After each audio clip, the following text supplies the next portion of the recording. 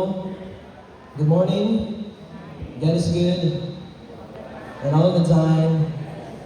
It is with great joy na i-introduce ko sa inyo yung speaker natin this morning. Siya ay isa sa mga student namin sa Basic Biblical Interpretation Mentoring. So this morning, let's prepare hearts. Let's prepare our minds to be ministered by the Lord through His messenger, Sister Avi No.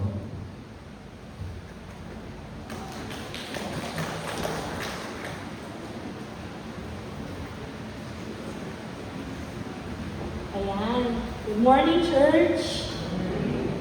Grabe, napakagandang araw to celebrate God's goodness. Sabihin mo nga sa katabi mo, let's praise the Lord this morning. Yan, amen. So, I will take this opportunity na din to praise and thank the Lord sa buhay ng dalawa nating pastor, Pastor Paler and Pastor Salmuri. We are blessed to be part of this ministry, especially sa buhay natin mag-asawa. We are beyond blessed to have this kind of opportunity talaga. So, God bless mga pastor namin. So, ayun nga, good morning again, church. Another day to celebrate God's goodness sa buhay natin. So our topic this morning is, in the midst of waiting, God is in control. So I believe, siguro I will start in this statement. I believe lahat tayo naka-experience on waiting on a medical result. Diba? Lahat na siguro tayo dito nakapagpa-medical na. Alam natin yung feeling para ba makapag-wait habang nag-iintay tayo ng result ng ating mga medical exam. So I remember the days, nung dalaga pa ako, na whenever my mama and I do a general check-up yearly, kinakabahan lagi ang mama ko sa result. Hindi siya kinakabahan pag kukuhanan siya ng dugo. Hindi siya kakabahan kapag magpa-x-ray sa ECG. Pero kakabahan na siya pagdating sa result. Tapos ito nga, lately, yung kapatid ko, mag-abroad siya. So, ang tendency din, hindi rin siya kinabahan sa mga labs or whatsoever. Pero kinabahan din daw siya sa result. Kasi nga, on the misdiagnosis, pwede siya hindi makaalis, hindi siya makarating ng abroad. So, on that part as well, almost every one of us, I believe, understand that feeling. Diba? Nakadaan na tayo sa mga ganyang panahon. And the answer on that result may be simple, but the uncertainty before it arrives can feel overwhelming. Yan nga, kakabahan tayo, hindi natin ma-explain yung nararamdaman natin. So, based on the study, based on the science nga din, sabi dito, it tells us that prolonged waiting and lack of control can heighten the stress, weaken the patience, and sometimes push people towards impulsive decision. Just to relieve nga the pressure na nararamdaman nila, and most of us here, I believe, are all guilty as charged on that statement. So there's also a story in the Bible that will remind us this morning what will happen when we worry in the waiting season and a painful attempt to make things happen in their own way. So please open your Bibles with me in Genesis 16, and I'll be reading it in a NASB version. So let me read. Now Sarai, Abram's wife, had borne him no children, and she had an Egyptian maid whose name was Hagar. So Sarai said to Abram, now behold, the Lord has prevented me from bearing children. Please go in to my maid, perhaps I will obtain children through her. And Abram listened to the voice of Sarai. After Abram had lived 10 years in the land of Canaan, Abram's wife Sarai took Hagar the Egyptian her maid and gave her to her husband Abram as his wife. He went in to Hagar and she conceived. And when she saw that she had conceived, her mistress was despised in her sight. And Sarai said to Abram, may the wrong done be upon you. I gave my maid into your arms, but when she saw that she had conceived, I was despised in her sight. May the Lord judge between you and me. But Abram said to Sarai, behold, your maid is in your power. Do to her what is good in your sight. So Sarai treated her harshly, and she fled from her presence. Now the angel of the Lord found her by a spring in the wilderness. By the spring on the way to shore, he said, Hagar, Sarah's maid, where have you come from and where you are going? And she said, I am fleeing from the presence of my mistress Sarai. Then the angel of the Lord said to her, return to your mistress and submit yourself to her authority. Moreover, the angel of the Lord said to her, I will greatly multiply your descendants so that they will be too many to count.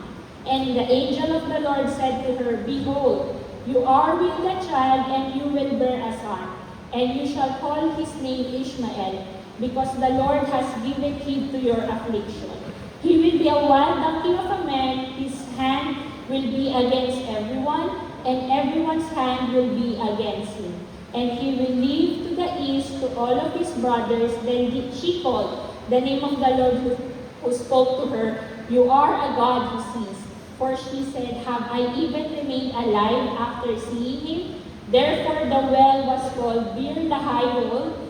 Behold, it is between Kadesh and Beret. So Hagar bore Abram a son, and Abram called the name of his son, whose Hagar bore Ishmael. Abram was 86 years old when Hagar bore Ishmael to him. So may the good Lord bless us upon the reading of His word. Let us pray. Our Heavenly Father God, we acknowledge your very presence in the midst of this morning. We are praying that you cover us with your love and grace this moment. Samahan kami, Panginoon, as we continue to deliver your word right now. Open our hearts, our mind, mas madali namin maintindihan, Panginoon, ang iyong salita na gusto mong ipahatid. And make it as a reminder as we walk uprightly with you. We entrust you the rest of our service. In Jesus' name we pray. Amen. Ayan. So, just to give you a little background, no, if we will go back on the preceding chapters that we have, found in chapter 12, verses 1 to 3, Abram was commanded by God to leave his country, his relatives, his father's house, and go to the place that God will show him with the promise of great nation or descendants, protection and provision. So he is 75 years old that time. So remember, nasa natin main text, 86, but going back on the preceding chapters, 75 years old, the moment na inutusan ng Panginoon na umalis si Abraham sa kanyang country as he commanded him. Abram obeyed God despite of the uncertainty and settled in the land of Canaan. So if we will proceed, in chapter 15, the word of the Lord came to Abram again. Remember, one of the God's covenant to Abram was to make him a great nation or descendants. Utos na yan ng Panginoon noon pa. But the problem was Abram and Sarai was in their old age, so Abram asked God if it is Eliezer of Damascus, which is found in verses 2 to 3 in chapter 15. Diba? And I want you to highlight kung ano ba yung sinagot ng Panginoon sa kanya, found in verse 4 of chapter 15. Then behold, the word of the Lord came to him, saying, this man will not be your heir, but one who will come from your own body shall be your own heir. It clearly states that God's promise of descendants ay manggagaling mismo kay Abraham, hindi sa ibang tao, kay Abraham mismo. It clearly states that as well that on this one, God is really faithful on the promise na ibibigay niya sa buhay ni Abraham. Pero may mga problema. Firstly, the problem was the old age. Matanda na si Abraham, di ba? Inutusan siya ng Panginoon to leave his country 75 years old. So, yan yung unang problema natin. Old age. And also, second, the session of the waiting is too long. Na parang walang movement ang Panginoon from our main passage. Diba? 10 years nagsettle si Abraham sa land of Canaan. So, from our main passage today, we see that Sarai did something. May ginawa siya. Diba? Nabasa natin sa our main passage. So, ang gagawin natin is, himay-himayin natin yung naging sequence ng pangyayari sa buhay ni Abraham, Sarai, at Hagar. So first we found in verses 1 to 3, Sarai became impatient. Now Sarah, Abram's wife, had borne him no children, and she had an Egyptian maid whose name was Hagar. So Sarai said to Abram, Now behold, the Lord has prevented me from bearing children. Please go in to my maid. Perhaps I will obtain children through her. And Abram listened to the voice of Sarai. After Abram had lived 10 years in the land of Canaan, Abram's wife Sarai took Hagar the Egyptian, her maid, and gave her to her husband as his wife. So just imagine, no? 10 years since the last vision. 10 years simula nung inutusan siya ng Panginoon na umalis dun sa country niya to leave his family. Most of likely, madaming nangyari sa buhay ni Sarai at Abram na hindi na naisulat sa Genesis, but yes, definitely madaming nangyari. So as Christians as well, we also have moments that is the same with Sarai. We choose the quick route when praying. We intend to do it on our own way, fulfilling God's promise based on our control. And if it will not work out, that's only the time na ibibigay natin sa Panginoon. And in this part, the enemy find a way to disturb Sarah's faithfulness in waiting God's covenant to Abraham. So, nakikita natin clearly on the verses 1 to 3, something na take control ng Panginoon dapat, parang siningitan ni Sarai. Because nga, on the moment of their waiting, madaming nangyari, so might as well siguro take a little control in her own way. Pero merong resulta kasi if we take things to control in our own way, conflict starts, maraming mangyayari on that part. Kaya makikita natin na something na nagresulta sa ginawa ni Sarai, conflict enters, which is found in verse 4 to 6. Sarai and Hagar started to despise each other. So he went to Hagar and she conceived, and when she saw that she had conceived, her mistress was despised in her sight. Now Sarai said to Abram, May the wrong done be upon you. I gave my maid into your arms, but when she saw that she had conceived, I was despised in her sight. May the Lord judge between you and me. But Abram said to Sarai, Behold, your maid is in your power. Do to her what is good in your sight. So Sarai started or treated her harshly, and she fled from her presence. So I wanted to highlight dun sa binasa natin, no? In this part, yung result on how stepping outside God's timing produces consequences that goes far beyond what was intended. Sarai's plan seemed to bring result when Hagar conceived. Kasi alam naman natin sa culture nila before, pwede kang magkaanak sa ibang tao through the lineage ba ng kanilang household, pwede mo i-consider as anak mo, di ba? And it was compromised outcome. Nung Sarai plan to seem to bring result na, it was a compromised outcome that did not align with God's promise. Instead of joy, it led to the destruction on their relationship. Hagar started to despise Sarai to the point na lumaki yung ulo niya as a slave. Nakita naman natin sa binasa natin, no? Siyempre, Sarai, walang anak. Si Hagar, bilang nagkaanak. So, siyempre, parang ang taas ng bigla ng tingin niya sa sarili niya as a slave. Kasi nga yung mismong mistress niya, walang anak. Pero siya, si Abram, nagkaanak through her. So, on this point as well, Sarai started to blame Abram, and Abram remained passive or nonchalant to not to take a responsibility as well. Doon pa nga sa part na sinabi niya, ikaw Brian, under mo naman yun si Sarai, so gawin mo kung yung pleasing sa mata mo.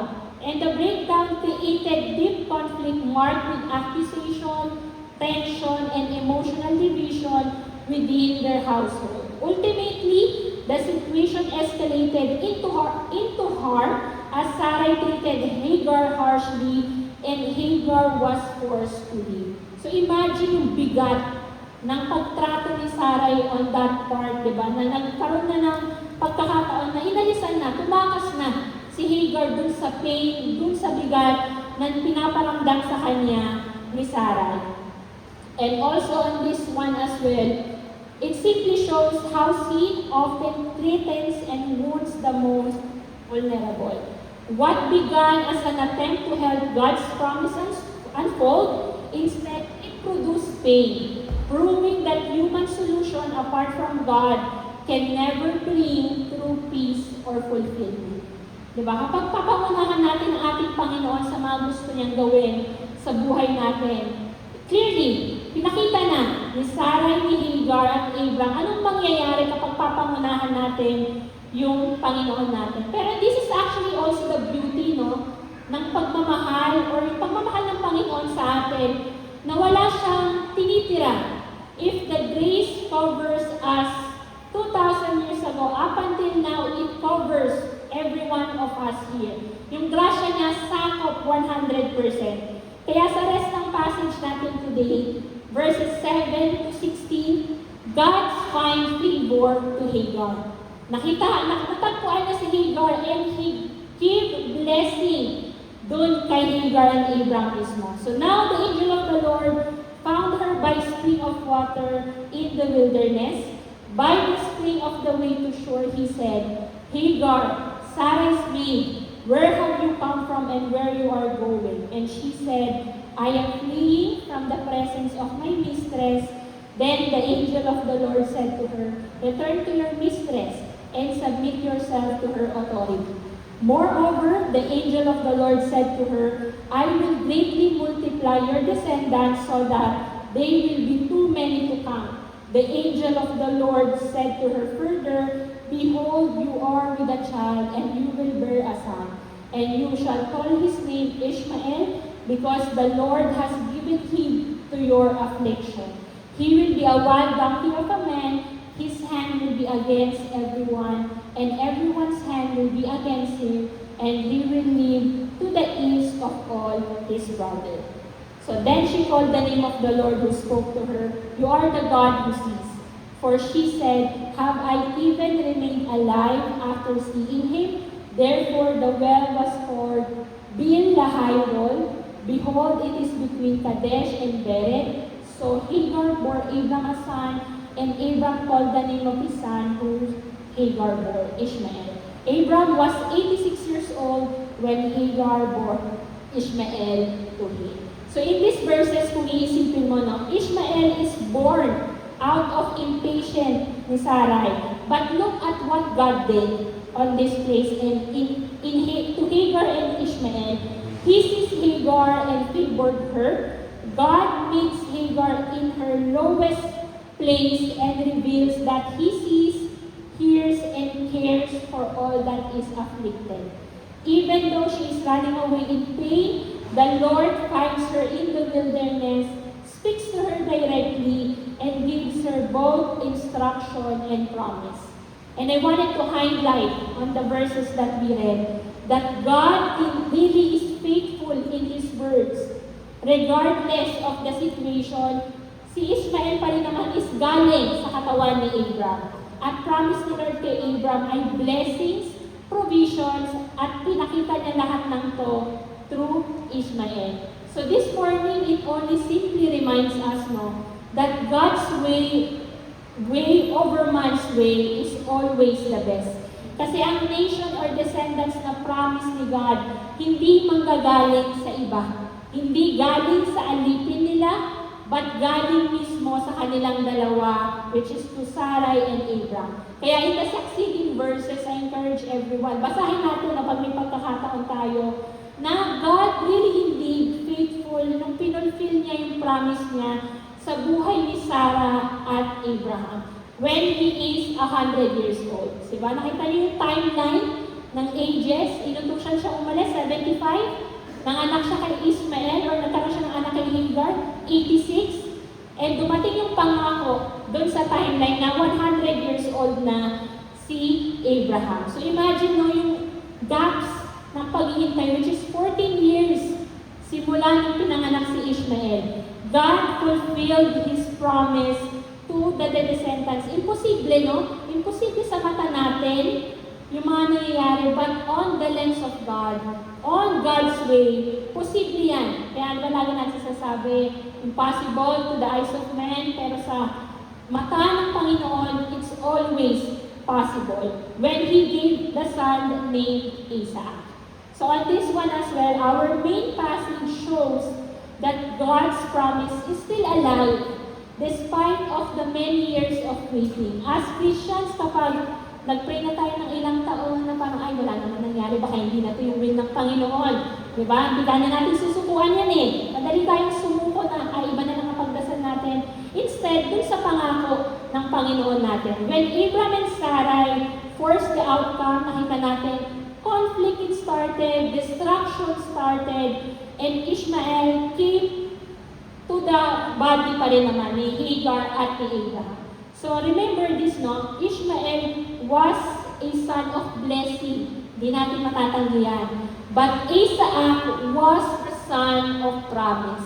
Siya yung pinangako ng Panginoon sa buhay nila ni Sarai, proving that God fulfilled His covenant in His own way and in His perfect timing. Timing ng Panginoon, mangyayari ang lahat. Hindi natin nahaluan ng timing natin na parang, ay ito lang, Lord, baka pwede mong kunin tong timing ko na to, i-align mo sa timing mo. No. When God is sovereign 100%, we should follow His control in our lives.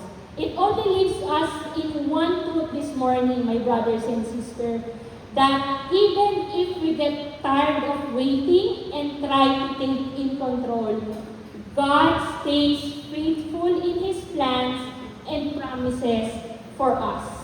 Diba? Napakagandang paalala, amen to that, Lord, na what Abraham, Sarai, and Hagar experienced is also present today. Hindi natin pwede itanggi na doon lang nangyari, no. It can be applied as well in our modern days. Many Christians today wants God promise, but are unwilling to wait for His timing, and many that would try to control the outcome instead of fully trusting His plan. This passage clearly shows us that God's covenant and promise remain firm, even when people fail and God reaches out as well when we are in trouble out of our impatience and disobedience. Diba? Masasabi natin, God is really faithful, my brothers and sisters in the Lord. Napakabuti ng ating Panginoon. Minsan, out of our disobedience, nasasaktan tayo, we feel numb, we feel the emptiness, pero isa lang din ang magiging solusyon natin, God will save us. Kasi nga, He is sovereign sa buhay ng bawat isa. Kaya there's actually 3 lessons, no, that we can learn from the outline this morning. Number 1, let God take control in our lives. We must stay in God's promise by trusting His timing and not forcing the outcome, so that we do not create pain, we do not create conflict in our relationship.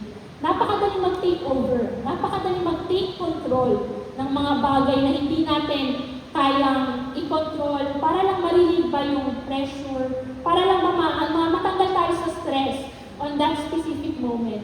Pero nga, as a Christians, we are called for perseverance. Hindi tayo tinawag ng Panginoon na para magkaroon na ng short temper in His timing. No, we must persevere as well in the moments of our waiting by letting God take control on our lives. Number 2, wait in God's perfect timing.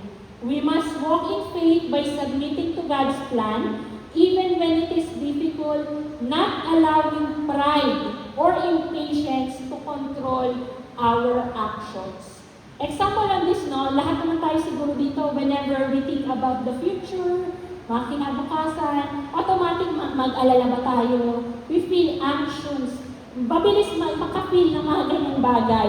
But whether it's on our marriage, career, in our businesses, or in our finances, instead of waiting in God's timing, we tend to take control. Nagmamadali tayo to the point na we are ready to compromise something, we are ready to compromise our values, para ba ma-relieve or ma-value or ma-secure natin yung stability at the certain moment na nararamdaman natin.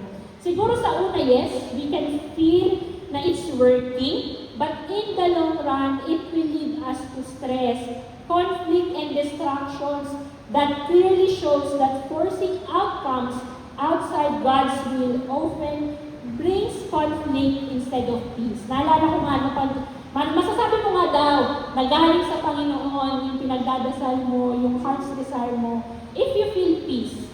Diba? Kaya mga kapatid, kapag hindi ka nakaka-feel ng peace sa mga pinagdadasal mo, align it to the will of the Lord. Align it according to His promise. So this morning, I wanted to encourage everyone, let's meditate in our passage this morning. Grabe din talaga yung pagmamahal ng Panginoon sa bawat isa. The moment that conflict and tensions enters in their lives, pwede naman din ipagpawalang bahala ng Panginoon yung moment na nag-start na yung conflict because out of your disobedience, hayaan ka ng Panginoon. No, we cannot deny what God is, who God is in our lives. And sa pangangatawan or sa pagkakilala natin sa Panginoon, it covers everyone in His glory. No? And on this part as well, that instead, God showed sovereign in His word that regardless of everything that will happen beneath on ourselves, at the end of the day, He is in control and His glory will be seen by the eyes of everyone. So on this part as well, napakagandang paalala, napakagandang reminder as we go on our lives right now, na tayong mga Christians, so-called child of God, na tinawag tayo sa pangako ng Panginoon. So how can we walk faithfully when waiting becomes hard? Mas madali nga daw gumawa ng mga bagay-bagay kaysa sa maghintay. Kasi sa paghihintay mo, everything is uncertain. Hindi mo alam mangyayari bukas, hindi mo alam mangyayari mamaya. But we can hold on into one promise na ang Panginoon na sinasamba natin, that the Lord that we serve is the only thing that is constant.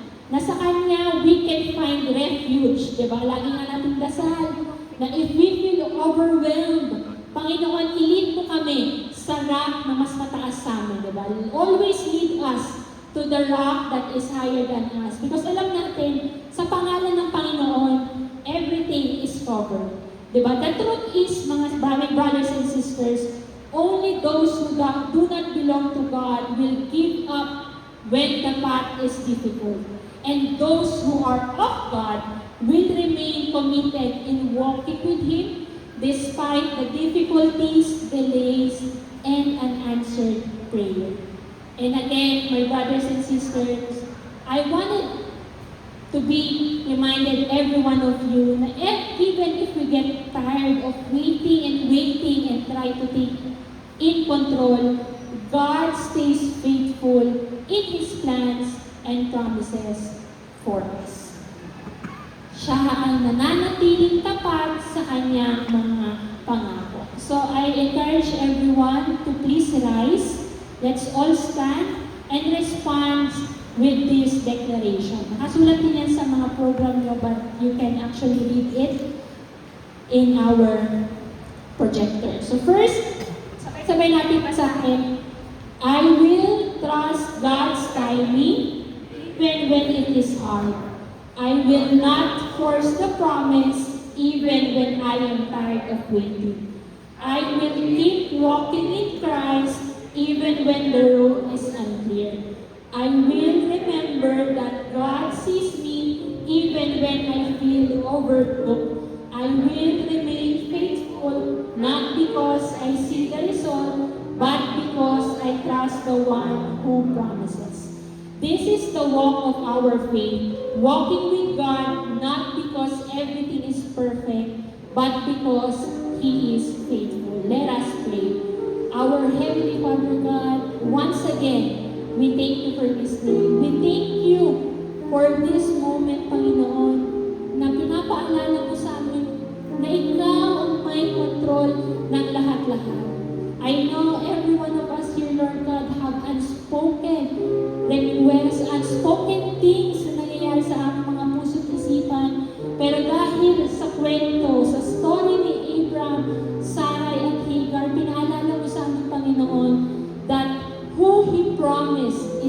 always faithful at the very end. Maraming salamat, Panginoon, sa glory na patuloy mong ipapakita. Tulungan mo kami mag-persevere in the moments of our waiting, in the moments of our uncertainty, and in the moments, Lord God, that we experience broken things sa aming mga puso't isipan. Samahan mo kami, Lord God, as we walk uprightly with you. We entrust to you the rest of our service. We entrust to you the rest of everything sa mga buhay namin. In Jesus' name we all pray. Amen and amen. To God be all the glory. Please all be seated.